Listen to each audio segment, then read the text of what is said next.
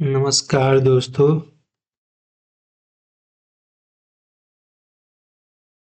हुँ,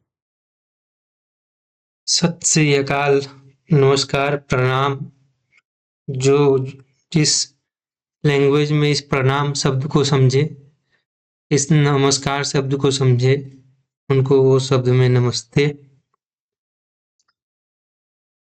का कहीं हम इ चैनल बनावे के पीछे बहुत बड़ा लक्ष्य बा, बहुत बड़ा विज़न बा। विज़न ये है कि हम लोगों को 10 चैनल ना देखना पड़े, 10 चीज़ें देख सीखने के लिए। जैसे अगर जीके पढ़ना है, तो उसके लिए अलग चैनल, मैथ पढ़ना है तो उसके लिए अलग चैनल, या जीवन से जुड़ी सामान्य बातें जाननी है, बिज़नेस करना है, जीएसटी की जानकारी नहीं है, तो उसके लिए अलग चैनल। एक्सपोर्ट-इम्पोर्ट कर रहे हैं, कस्टम एक में कुछ पता नहीं है तो उसके लिए अलग चैनल। तो इन सब चैनल को और हमारे एक्सपीरियंस जो कस्टम में काम करके जीएसटी में भी काम कर रहे हैं वो, और फ्री सर्विस जब हम ज्वाइन नहीं किए थे तो जो टीचिंग करा रहे थे और तरह-तरह के कमज़ोर, तेज़, अलग-अलग बच्चों को पढ़ाएँ, तो वो सारा एक्सपीरियंस का निचोड़ इस चैनल पे दिखेगा। जिसमें पहला हम वीडियो डाल रहे हैं अपना त्रिकोणमिति से रिलेटेड। क्योंकि त्रिकोणमिति लोगों को बहुत टफ लगता है। ये बात हमको भी लगा था, हमको भी लगता था, क्योंकि आम तौर पर वो हमारे जीवन में उसका यूज़ नहीं कर पाते हैं लोग। अर्थमेटिक पढ़ने में बड़ी मज़ा आता है, मेंसुरेशन भी अच्छा लगता है। क्यों? अर्थमेटिक का तो डेली लाइफ में यूज़ है, लाभ, हानि, क्रय-विक्रय, चक्रवृद्धि ब्याज, साधारण ब्याज, सब तो हैं ही। और फिर मेंसुरेशन में इसलिए अच्छा लगता है क्योंकि उसको फिगर बना के अच्छा से दिखाया जा सकता है और हम लोग कल्पना कर लेते हैं, जैसे कुप्पी का, बेलन का, अलग-अलग। लेकिन ट्रिगोनोमेट्री का यूज़ चूँकि इतना हाई-फाई है, ब्रिज बनाने में, अलग-अलग चीज़ें करने में, कि हम लोग उस पे ध्यान नहीं दे पाते हैं। तो इसीलिए मेरा मानना है कि किसी भी सब्जेक्ट को, लैंग्वेज को सीखना हो, तो आप स्क्रैच से ही सीख सकते हैं, और रटना हो तो आप कितना भी रट लीजिए।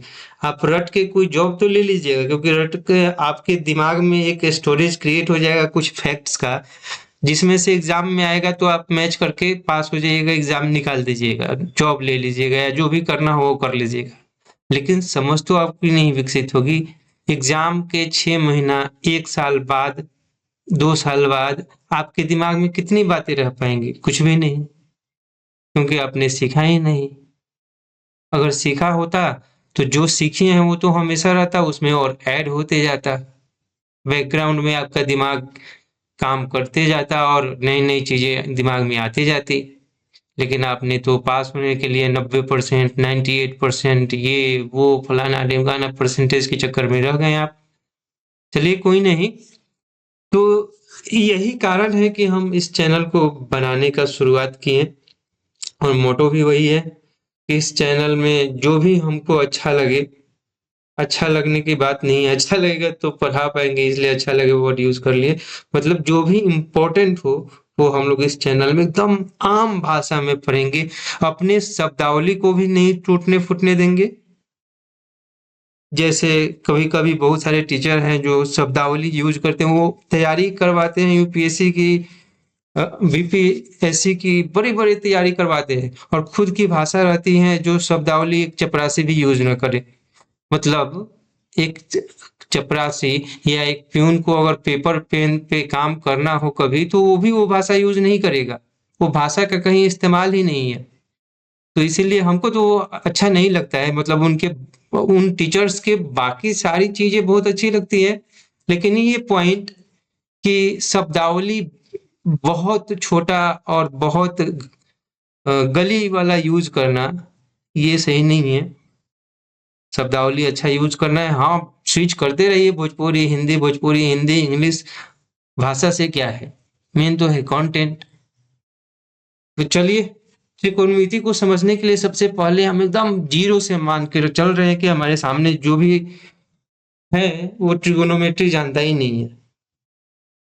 उस हिसाब से हम अपना नोट्स तैयार किए हैं। तो चलिए शुरू किया जाए। Trigonometry from the very beginning. ये है जो शून्य से शुरू कर रहे हैं, उनको कुछ आता ही नहीं है। तो ये जानने के लिए सबसे पहले हम लोगों को जानना पड़ेगा व्हाट इज एन एंगल, कोण क्या होता है। तो जब दो रेखा एक बिंदु पे मिल जाती है, कोई दो सीधी लाइन, रेखा तो बताने की जरूरत नहीं है, वो अमिताभ बच्चन वाला और रेखा वाली बात नहीं कर रहे हैं। रेखा मतलब लाइन, खींच द, पेन पकड़ा धड़ से खींच दे एगो लाइन। तो वैसन जब दो रेखाएं एक बिंदु पर मिलती हैं तब कोण बनता है। और जहां वे मिलती है दोनों, उसे शिखर कहते हैं, यानी वर्टेक्स। और दोनों रेखाएं जो मिलती हैं उन्हें भुजाएं या आर्म्स कहते हैं। जैसे एग्जाम्पल के लिए, जब दरवाजा थोड़ा खुलता है तो छोटा कोण बनता है। आप देखिए दरवाजा और दीवार के बीच में, और पूरा खुल जाता है तो बड़ा कोण बन जाता है।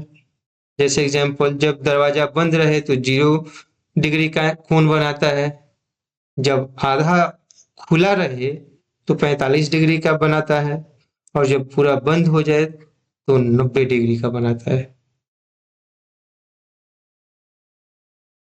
समझ गए?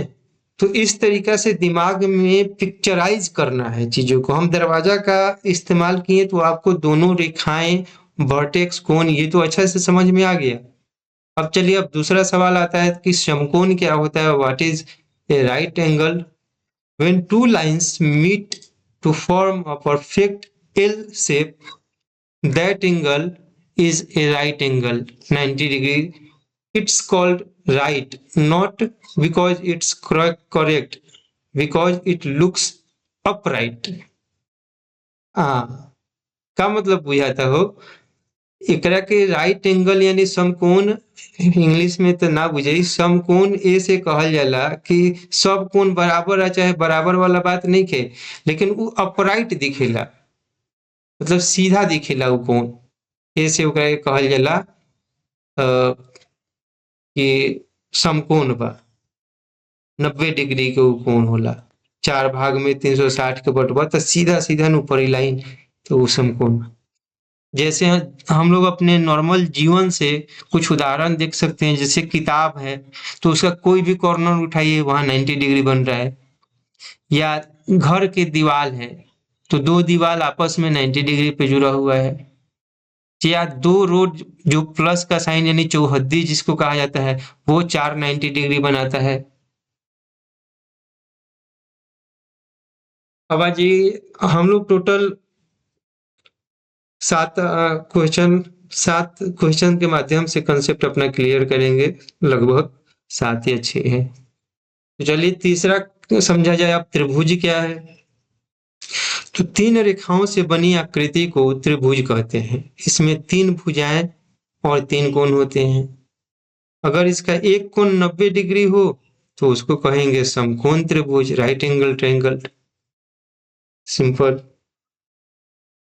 चौथा क्वेश्चन आज चौथा पार्ट हमारे इस एलिमेंटरी यानी कंसेप्चुअल पढ़ाई को समझने के लिए जो ट्रिगोनोमेट्री की बेसिक जानकारी होनी चाहिए उसके बारे में पढ़ा जाए। Parts of a right triangle, समकोण त्रिभुज के भाग। Let the triangle be ABC right angled at B.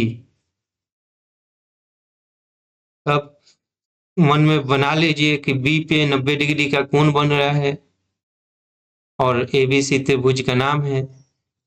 तो एसी क्या होगा उसमें? एसी हाइपोटेन्यूज हो जाएगा, कर्ण जो सबसे लंबी भुजा होगी और समकोण के सामने रहेगी। बीसी क्या हो जाएगा फिर? जो कोण ए के विपरीत रहेगा। तो उसको समीपस्थ भुजा कहेंगे। ए बी एडजेसेंट साइड है angle next to angle A के। जिस कोण के साथ लगा रहेगा उसको समीपस्थ भुजा कहेंगे। जैसे एंगल ए से जो जो भुजा खड़ा हो उसको समीपस्थ भुजा कहेंगे। तो ए बी और ए सी समीपस्थ भुजा है, बी सी और ए सी समीपस्थ भुजा है। जैसे मान लीजिए कि आप ए पे खड़े हैं, तो the side in front of you, मतलब आपके सामने जो है उसको क्या कहेंगे? अपोजिट कहेंगे। वही ना बात है। अपोजिट मतलब उल्टा। आपके सामने कोई खड़ा है यानी आपकी तरफ फेस है तो उल्टा ही खड़ा है। The side under your feet, पैर के साथ जमीन जुड़ल बा, तो उस जमीन को क्या बोलेंगे कि एडजेसेंट, यानी हमारा बॉडी जमीन के साथ एडजेसेंट दो साइड बनाता है। एक हमारे बॉडी हो गया लाइन, और एक लाइन पूरा नीचे जमीन पे मान लीजिए। और उस दोनों को मिलाने के लिए जो लाइन खींचेंगे वो लॉन्गेस्ट वन स्लैटिंग होगा, लंबा एक तिरछा लाइन, जिसको हाइपोटेन्यूज यानी कर्ण बोलेंगे। यहाँ तक उम्मीद है कि आप लोगों को समझ में आ गया होगा। अब आगे बढ़ते हैं। अब रोजमर्रा की जिंदगी में त्रिभुज कहाँ दिखता है? ये देखा जाए त्रिभुज तो हर जगह दिखा होगा, लेकिन एक बार याद किया जाए कहाँ दिखता है। तो सबसे पहले कहाँ दिखता है? जब दीवार में हम लोग एक सीढ़ी को, जिसे लैडर कहते हैं, लगा दें उसके अपोजिट साइड से, तो क्या होगा? वॉल अपोजिट में रहेगा और ग्राउंड एडजेसेंट रहेगा। ठीक है, मतलब कर्ण के, हाइपोटेन्यूज के अपोजिट में वाल रहेगा, तो कर्ण पूरा सीढ़ी क्या बन गया? हाइपोटेन्यूज। और वाल उसके अपोजिट साइड, और ग्राउंड क्या हो गया? एडजेसेंट हो गया उस कर्ण का एडजेसेंट भुजा। या फिर एक kite string in the sky, जब हम लोग पतंग उड़ाते हैं तो क्या जो धागा होता है वो क्या होता है? हाइपोटेन्यूज हो जाता है। और हाइट दूर लंबा जाएगा सामने, तो वहां से कल्पना करके एक हाइट जब नीचे डाला जाएगा ग्राउंड पे, तो वो क्या बन जाएगा? हाइट, जो कि उसके अपोजिट में ठीक होगा। हाइट किसके अपोजिट में? उस धागा के अपोजिट में जा रहा है, और ग्राउंड एडजेसेंट बोला जाएगा ग्राउंड को। और कुछ एग्जांपल ले लीजिए। A man looking at the top of a tree, जैसे कोई पेड़ है और उस पे देख रहा है इंसान, तो उस इंसान के पैर से पेड़ की दूरी और उसके आंख से जब पेड़ को देखेगा, मतलब line of site ground, site line of ground and tree form A right triangle, मतलब तीनों मिलके एक समकोण बनाएगा। ए शैडो इन सनलाइट, मान ले जो कि शाम के समय में छाया पड़े, तो हाइट और जो शैडो होता है वो भी एक ट्रायंगल बनाएगा। हम तो बोलेंगे आप लोग और दो चार कमेंट्स में बताएं सिचुएशन जहाँ पे ट्रायंगल बने हो, बनता हो रोजमर्रा के जीवन में। अब आ जाइए हमारे छठे पार्ट पे। छठा पार्ट क्या है? छठा पार्ट है कि व्हाट ट्रिगोनोमेट्री डज। ट्रिगोनोमेट्री करता क्या है, इसका क्या काम है? तो trigonometry helps us find missing sides or angles of a triangle when we know some of them। मतलब तीन साइड तो होगा ना जी, तो दो पता होगा एक नहीं होगा, तो जो नहीं पता है उसको हेल्प करेगा निकालने में त्रिकोणमिति। कैसे? जैसे एग्जांपल के लिए, if you no how far you are from a tree and at what angle you are looking, you can you can't find its height।